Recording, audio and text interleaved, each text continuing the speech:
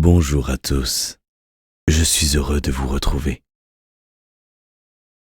Aujourd'hui, il y a une idée dont je veux vous faire part, un point de réflexion qui toujours m'intrigua.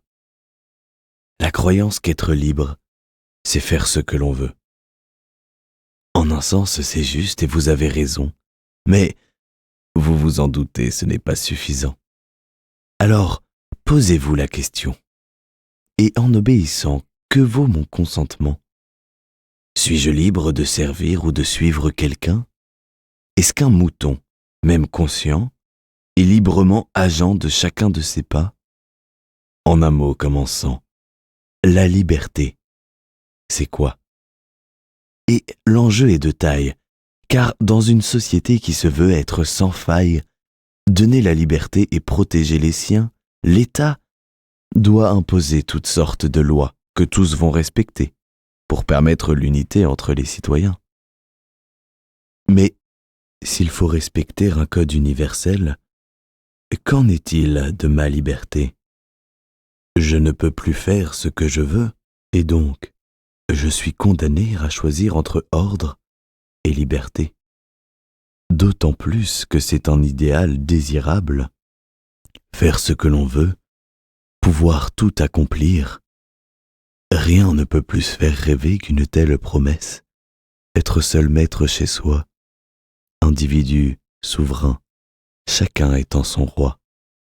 Mais voilà, même l'individualisme n'y parvient pas, et il demeure toujours les contraintes de la loi. Ma liberté s'arrête là où commence celle de l'autre. Fais aux autres ce que tu aimerais que l'on te fasse. Des ordres, des impératifs, des commandements, et enfin des lois. Il faut obéir. Mais par soumission ou choix ? Si je veux obéir, ne suis-je alors pas libre ? Comment le justifier alors qu'obéissance semble toujours s'opposer à liberté ? Précisons ensemble cette opposition. Obéir s'oppose directement au principe de liberté. Là où la liberté est la capacité à se déterminer soi-même, l'obéissance est l'acceptation d'être déterminé par un autre. J'obéis à une loi lorsque j'agis selon elle. D'ailleurs, c'est l'argument des responsables de l'ordre. « Oh, je suis désolé, monsieur, mais c'est la loi. Moi, je ne fais qu'obéir. » Ils sont autant victimes que vous de cet ordre supérieur qui les force à vous mettre une amende. En obéissant à la règle imposée, ils se soumettent et n'ont plus la liberté de vous laisser aller. Finalement, l'obéissance devient même un outil pratique pour fuir sa responsabilité. C'est pas moi, c'est la loi, disent-ils en filigrane. Certains contrôleurs semblent champions de ce sport devenu national. Savoir se dédouaner d'assumer son action en faisant de l'État le vilain chaperon. Pourtant, il semble que l'homme soit toujours libre, comme une condamnation dont, et même si j'obéis, il y aura quand même des conséquences. Toute obéissance résulte soit d'un choix, soit d'un abandon. En se soumettant, on devient acteur de notre asservissement. Un mouton ayant librement choisi sa condition. Ne pas choisir, c'est déjà choisir de ne pas choisir. En voulant se déresponsabiliser, on veut encore, et on consent à cette obéissance, tout en gardant conscience que nous sommes seuls responsables de cette décision. N'importe qui peut dire « Non, qu'importe la loi, je ne le ferai pas ». Et multiples seront les conséquences. Mais son action, il en aura été responsable. Par quel faux raisonnement pourrions-nous accuser un État si distant de nous faire agir sans notre consentement ? Obéir, c'est choisir de ne plus décider, de se laisser déterminer par un autre que soi. Mais alors, au contraire, l'obéissance devient une étape de la liberté. Puisque si être libre, comme état primordial, c'est faire ce que l'on veut, agir librement, c'est faire ce que l'on veut. et non demeurer dans cet état de pure indétermination. Un homme qui peut faire ce qu'il veut durant sa vie entière, c'est un homme qui n'a jamais rien fait, car dès lors qu'il dort, il ne peut plus manger. Dès lors qu'il mange, il ne peut plus dormir. S'il danse, il ne peut pas poser pour une belle photo. S'il médite, il ne peut plus jouer une pièce de Feydeau. Ou s'il joue du piano, est-ce Mozart ou Lully, Beethoven ou Vivaldi? Assurément, il ne pourra pas tout jouer en même temps. Et s'il le fait, ce sera différent que de n'en choisir qu'un. Votre vie entière pourrait se résumer à une succession de choix. Pouvoir agir, ce n'est pas agir. Pouvoir faire ce que l'on veut, ce n'est pas faire ce que l'on veut. Être libre, ce n'est pas encore agir, car ceux qui peuvent toujours tout faire n'ont jamais rien fait. Au contraire, se déterminer, c'est exercer cette liberté. C'est incarner ce être libre, le rendre réel. C'est une liberté dans nos actes concrets et non une pure pensée. Tout comme le pianiste est pianiste en tout temps, mais n'exerce cette qualité qu'en jouant du piano. S'il va faire ses courses, il reste pianiste, mais ne l'exerce plus. Ainsi, l'homme libre est pleinement libre en exerçant cette liberté, et non en tentant de la conserver parfaitement par une absence de choix. Car la conserver en refusant de se déterminer, c'est aussi refuser d'agir librement. Ne pas choisir, c'est déjà choisir. Ne pas se déterminer, c'est déjà se déterminer. En réalité, même ce refus d'action est déjà une action. Car au lieu de faire du piano, de voir un ami ou de travailler vos cours, vous avez préféré ne rien faire. Ou plutôt, vous avez préféré faire rien. Mais vous l'avez fait. Cette absence d'action est déjà une action puisqu'elle constitue une alternative possible, au même titre que les autres. Vous aviez le choix entre 4 possibilités et vous avez choisi celle de ne rien faire. Mais ce faisant, vous avez renoncé aux 3 autres. Et cela va plus loin, car en refusant de me déterminer, je ne peux pas devenir autre. Je ne peux pas être pianiste, footballeur ou professeur. Je ne peux pas être un ami, une mère, un époux. Tout cela suppose des actes. Le pianiste a travaillé dur pour acquérir son art. Le professeur ne peut se contenter de rester dans son lit. L'ami doit pour le devenir avoir choisi de voir l'autre et de partager un peu de son intimité. Et l'époux a dû dire oui, au moins une fois.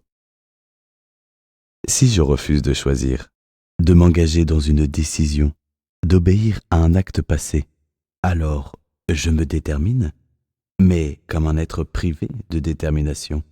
Au lieu d'être, je ne suis pas pianiste, ni footballeur, ni ministre, ni électricien, ni époux, ni mère, ni même ami. Je ne suis rien d'autre que ce que j'étais au départ, un être humain. L'obéissance est un moyen privilégié pour exercer sa liberté. Car si celui qui refuse de poser un choix ne progresse jamais, celui au contraire qui parvient à s'y tenir en obéissant volontairement pourra acquérir une liberté nouvelle. Le pianiste est nommé ainsi car, au moyen de son instrument, il peut exprimer librement des émotions. Certes, il joue comme il veut, mais c'est un résultat. Plus la liberté de jouer est grande, plus il a fallu faire d'efforts pour l'obtenir. Le néophyte, qui n'a jamais appris, peut jouer ce qu'il veut, au sens du hasard, mais non ce qu'il veut, au sens de la volonté. Il voudrait produire une harmonie dont il n'a ni la connaissance, ni l'art. Il n'est pas libre face à un piano, et seule une obéissance à un ensemble de règles propres à l'art du piano et un exercice régulier lui permettront d'acquérir cette liberté. L'ébéniste qui travaille le bois peut donner la forme qu'il veut à son meuble. ce qui n'est pas le cas d'un passant qui ignore tout du métier. Et c'est encore plus manifeste dans un sport, comme aux Jeux Olympiques, où nombreuses performances paraissent des plus faciles quand un professionnel les exécute. Mais cette facilité n'est pas une facilité de principe, comme la respiration. C'est une facilité acquise par répétition d'action. Ce qui traverse l'écran et qui est si fascinant, ce n'est pas la simplicité, mais la manifestation de la liberté. Pourtant contraint par une réglementation parfois interminable, le sportif paraît être pure liberté. Il peut faire ce qu'il veut jusqu'au bout de ses muscles. Tout est parfaitement contrôlé. Il maîtrise chaque partie de son corps et c'est ainsi qu'il est pleinement libre. Et nous voici, dans notre orgueil abyssal, à penser que nous pouvons dès à présent faire ce que l'on veut. Mais la liberté est la même partout et faire ce que l'on désire n'est pas faire ce que l'on veut, dormir en cours quand on est fatigué, manger quand on a faim. Ce n'est pas être libre, mais soumis à ses passions. L'amoureux transi, qui n'a pour seule joie que le retour de son amour, pour seule tristesse que le dédain de l'objet de ses vœux, et dont le reste du monde n'est que fade vision, possède pour liberté que celle de lutter ou bien de consentir. Tout comme un prisonnier enchaîné en prison, l'amoureux est seulement enchaîné par passion. Mais si elle est plus douce, elle demeure bien pire, car c'est si agréable qu'on veut y consentir. Oh, ne me faites pas dire ce que je n'exprime pas. La passion n'est pas une chaîne dans tous les cas, mais c'est de s'y soumettre en se pensant agent qui fait de nous des bêtes, esclaves sans raison. La passion seule attire ou repousse selon, mais la liberté consiste à choisir ses actions. Alors, en même façon, obéir peut être une pure soumission, ou bien un choix libre de la raison. S'engager sur une voie et toujours tenir bon n'est pas une prison, mais une libération, car c'est en prenant du recul sur la situation, en distinguant clairement ce que l'on veut de ce que l'on vit, et en sachant unir l'un et l'autre dans un choix présent et futur, que l'on devient une personne libre, non dans son seul être, mais dans ses actes.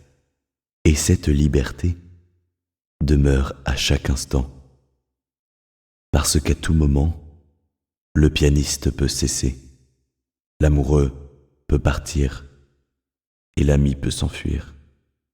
On peut démissionner, sauter par la fenêtre, avaler du papier ou se taper la tête, mais le fait de se tenir à un engagement, ce choix simple d'obéir, ce choix librement, c'est cela qui permet à l'homme d'être libre. Alors, rebelles et moutons, ensemble, opposez-vous à votre soumission.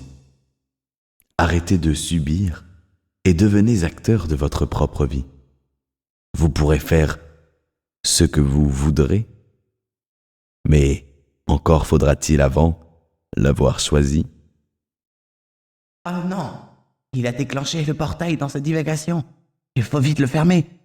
Mais, vous êtes encore présent? Mais ne restez pas à l'écouter.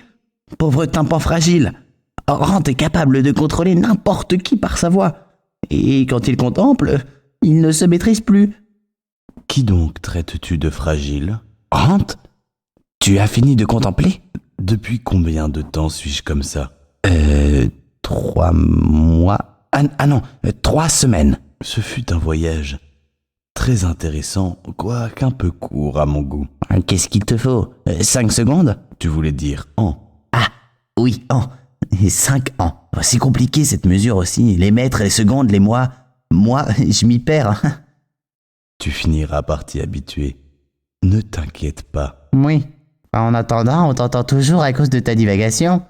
Peut-être que grâce à elle, certains tympans ont découvert une nouvelle route à suivre, puisqu'après tout, dans la voie, le chemin.